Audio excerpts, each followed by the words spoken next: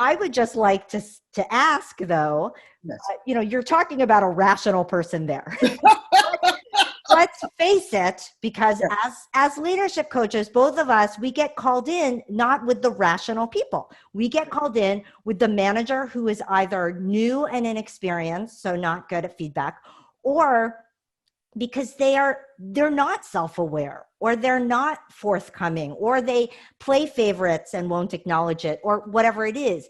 And so if you are the person on the team, you are not getting feedback, maybe because your manager doesn't do it, or they aren't giving specific enough feedback, or you don't trust the feedback. You think Yes. that the feedback is unfair. So can Yes. you talk a little bit about what you can do as someone who wants the feedback, who needs the feedback, but who is, for whatever reason, not getting the feedback? Thank you. Well, come on. This is the real deal here. We've all had to deal with crazy managers. I've had to deal with crazy and racist managers. I've had to deal with female managers who didn't like women.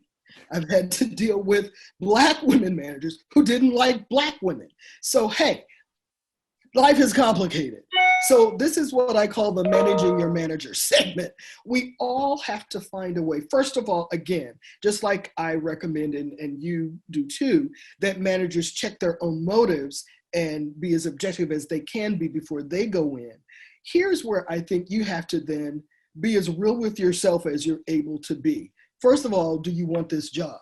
Do you feel like whatever's going on, however complicated and difficult, is too much for you to deal with? If it's enough that you need to take some sort of drastic action, like seek, legal information or support, fine, we can talk about that. But most of the time we're in the middle area. It's not the end of the world. You don't hate the people. They just get on your last nerve because you feel that either they're new, the managers are new, they don't know what they're doing, but yet they need to appear for their own sake that they do. So they may either talk too much or not enough, or they may give you incomplete or inaccurate feedback because they don't know enough about what you do. So here's what you have to do. You have to manage them. So that's why I think you're keeping records of your own work is so important. I found that some managers were so new, they didn't even set up meetings. So I asked for regular meetings with new managers. I offer to meet. It's a very limited meeting, 15 minutes. I only need 15 minutes of your time. And the way I approach it is I'm reporting to you on what I'm doing. And so it's like report, 2 items. And then the third item is, here's where I need your information from you. Should we be focusing on this? Is this your priority? But frankly, you have to then, with questions, making yourself available, and constant checking in, manage the manager who is incapable of managing you. Some will resist, but more often than not, I find that if you approach it, properly, I'm not saying you have to go in there and slap them down, and you know what I mean. It can be verbal. You can approach them in a very condescending way. But I have found that over time, I learned to manage managers by controlling myself, making sure that I was clear, and then asking for little bits of time, like once a month, every 2 weeks. If it's a project that's, expedited, every week, every other day, whatever. But I find that seems to, first of all, it gives me more control over my own career. It also is an organized way of asking a person who's not organized to at least be organized with you for a few minutes, blah, blah, blah. Now, on to the trustworthiness. That's a tough one of the information you're getting. So again, some of this is you just have to go with your gut. What I found is it helps to say things like, I'm a little surprised to hear that you're not satisfied with my work. Could you give me more examples? I'm really concerned. I really enjoy working here. I thought we were doing well. Can you help me understand why you think we are not? That's hard to do when your blood is boiling, you're angry, you feel like they're just trying to get you out. But I think you should do everything you can to coax out every bit of information. Sometimes they contradict themselves because they're not ready.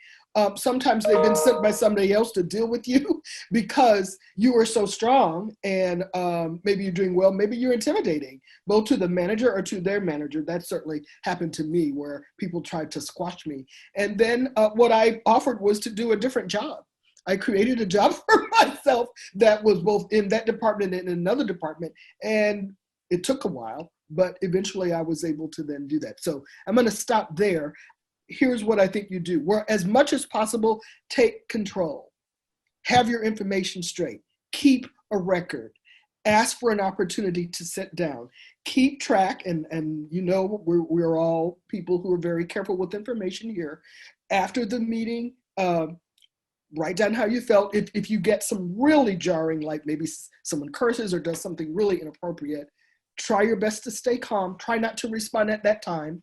Take a minute. We suggest in our book, take 24 hours, and then ask for an opportunity to respond, either in person or send something in writing. And even with that writing, I would, put myself in the 2-line first and then draft it out, because you may have some ugly things to say. But then, get that all out of you, wait 24 hours, and then see, it may be something you can't respond to right away. It may be something you may never respond to because it's just wrong or false, and we may have to use a different strategy. But more often than not, there may be 1 or 2 nuggets that you can pull out, and you can respond in a helpful and positive way, and then make a suggestion about how to move forward that might be accepted.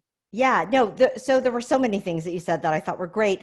I always remind people, give the other person a graceful exit. And I think, that is exactly what you were coaching people through, is that if you can control yourself and you can take that 24 hours, or you can take that step back and, and not lose control, so that you keep the situation civil, at least. I think that that's great advice. And I also loved what you said about maybe your manager's not organized, but if you give them a structure, they can be organized, at least with you. And I think that is, I love that, because I think that is so important, that it is not your job necessarily to change the way your manager manages everybody. It is about you and your manager. It is about managing up for your own career and for the sake of getting your work done. So I think that's a great point to point out, that you're not trying to save your manager, with everybody else. It really is about getting what you need. And if you can, focus on that, certainly you'll help yourself, and you probably will help others too, because I think if you can manage your manager well, they can probably take those good practices and habits and extend them, hopefully, to the rest of the team. But in the meantime, at least you keep your sanity.